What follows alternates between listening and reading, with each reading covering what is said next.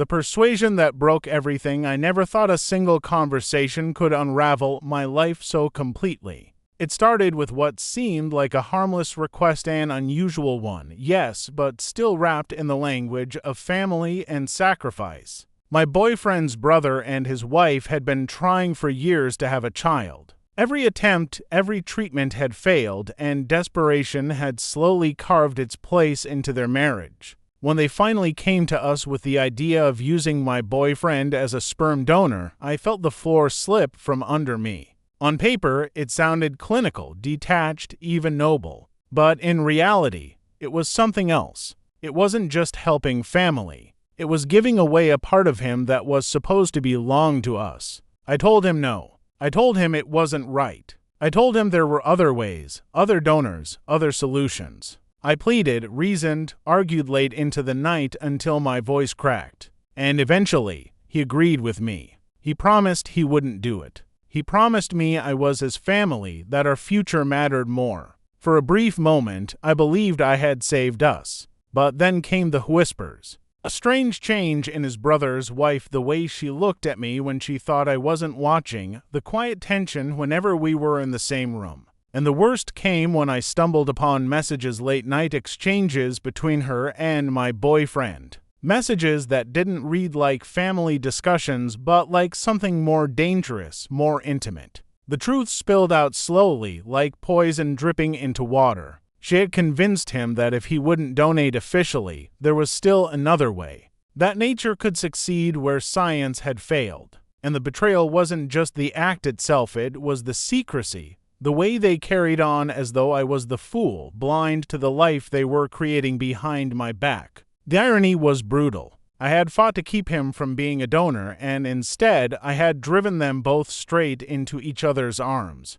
When she finally announced her pregnancy, the room fell silent except for the sound of my heart shattering. No medical procedures, no clinics, just my boyfriend, my supposed partner, and his brother's wife. What stung the most wasn't only the betrayal of love, it was that he had given away the very thing I tried to protect. Not to science, not to family duty, but to desire and lies. And now, every time I see them together, smiling with their new child, I wonder if the greatest cruelty is not that they betrayed me, but that they look happier than they ever did before. Continuation. The aftermath of betrayal. At first, I thought I would go mad. The revelation didn't crash down like a single blow, it spread like fire, devouring every corner of my life. Every memory with him felt poisoned. Every smile, every whispered promise replayed in my mind, but twisted, corrupted, false. I tried to leave quietly. I packed my clothes in silence, clutching my dignity like a lifeline. But betrayal has a way of following you, clawing at you even when you try to escape. His calls didn't stop. His texts multiplied. At first, he begged. He swore it wasn't what I thought, that it was a mistake, that he had been manipulated. But then his words changed. He started blaming me. "You pushed me away," he wrote once. "If you had just supported me, if you had just trusted me," the audacity nearly knocked the breath out of me. I was the one who begged him to choose us. I was the one who protected our bond. And yet, he found a way to twist it into my fault, as though I had driven him into her arms. Worse still, the family took her side. His parents, his relatives, even his brother all rallied behind the image of new life and family unity. They painted her as a miracle bearer, the woman who finally brought hope to their bloodline. And me? I was cast as the villain, the selfish girlfriend who couldn't understand the importance of sacrifice. Their whispers followed me everywhere. At gatherings, I felt the coldness, the glances that slid over me like knives. Even people I barely knew seemed to have chosen their version of the story. I was alone, but alone comes with a strange kind of freedom. I began to watch them carefully. Not out of jealousy, no. Jealousy had burned itself into ash by then, but out of something darker, something sharper. I studied their happiness, how fragile it really was. She glowed with triumph, but beneath the surface there were cracks. His brother's smiles looked stiff, his pride mixed with doubt. Perhaps he suspected. Perhaps he wondered if the child was truly his. And my exo, he was unraveling. The guilt seeped out of him in moments he thought no one noticed.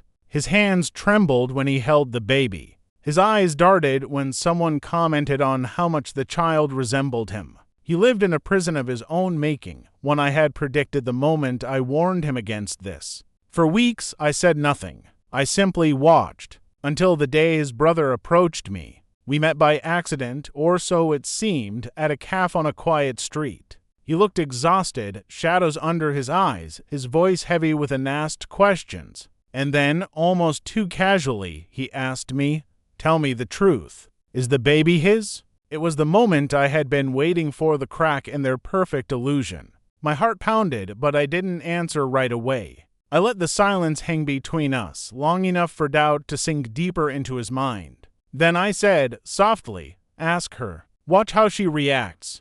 From that day, the fractures widened, their home filled with tension. Their arguments spilled into family dinners, their once perfect smiles turned brittle. I didn't need to destroy them, they destroyed themselves. And yet, I couldn't shake the bitterness. Why did I still feel hollow, even as their lies caught up to them? Maybe because betrayal doesn't just end with the betrayer's suffering.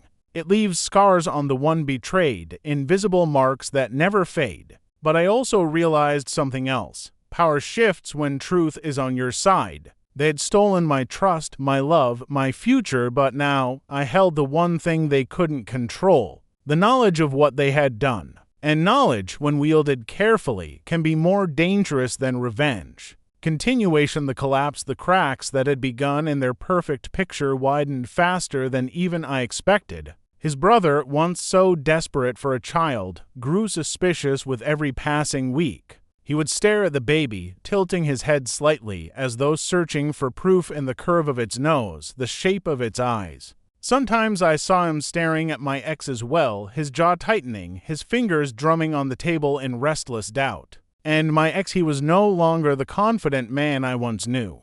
Guilt clung to him like a second skin. He drank more. His eyes looked hollow, sleepless. Whenever people commented, "The baby looks just like you," he forced a smile so strained it almost looked painful. I knew it was only a matter of time before something snapped. And then it did. One night, long after midnight, I received a message. Not from him, but from her. It was short, sharp, venomous. "Stay out of my life. If you try to ruin what I've built, you'll regret it." My hands trembled as I read it. She was afraid. That meant she knew her FOD was crumbling. I didn't reply. I didn't need to. Because I had something she didn't know.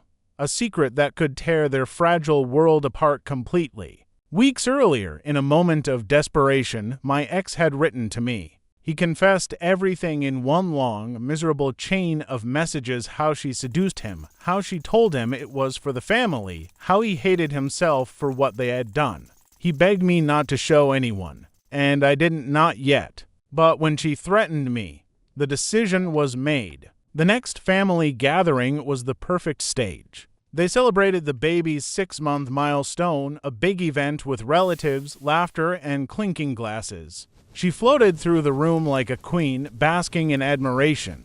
He stood at her side, stiff and silent, his eyes never fully meeting anyone else's. And his brother watched them with suspicion burning like acid in his eyes. That's when I acted. I didn't scream. I didn't accuse. Instead, I walked up to the brother, smiled politely, and handed him my phone. "You might want to read these," I said softly. He frowned, confused, but took the phone. The moment his eyes hit the messages, his expression changed. Anger, disbelief, devastation all at once. His hand shook. He looked up at me, then at his wife, then at his brother. "What is this?" he demanded. The room fell silent. Every conversation froze mid-sentence. All eyes turned to him. She paled instantly. Her lips parted, but no words came out. My ex tried to step forward, stammering something about a mistake, but the brother shoved him back with such force the glass in his hand shattered against the floor. "You slept with her." His voice cracked like a whip in the quiet room.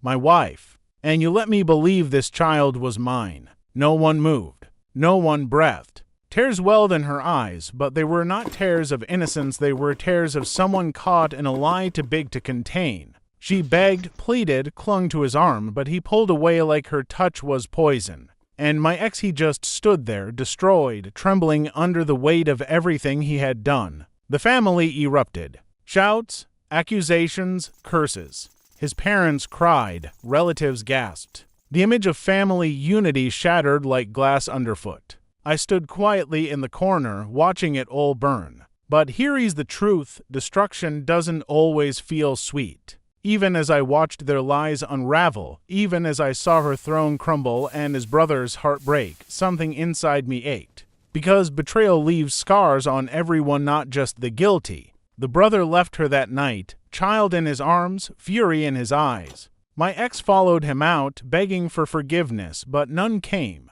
Their parents stopped speaking to both of them, shame too heavy to ignore. And her. She was left alone, her kingdom of lies turned to dust. As for me, I walked away. I didn't need to stay and see the rest. Their punishment was already in motion, greater than anything I could have done myself. But still, sometimes late at night, I think about it. About the baby, about the web of betrayal that child was born into. Innocent, yet marked forever by the sins of its parents. And I wonder if that's the greatest cruelty of all, that some betrayals don't just destroy the people who commit them. They echo, carrying forward into the lives of those who never asked to be part of the lie.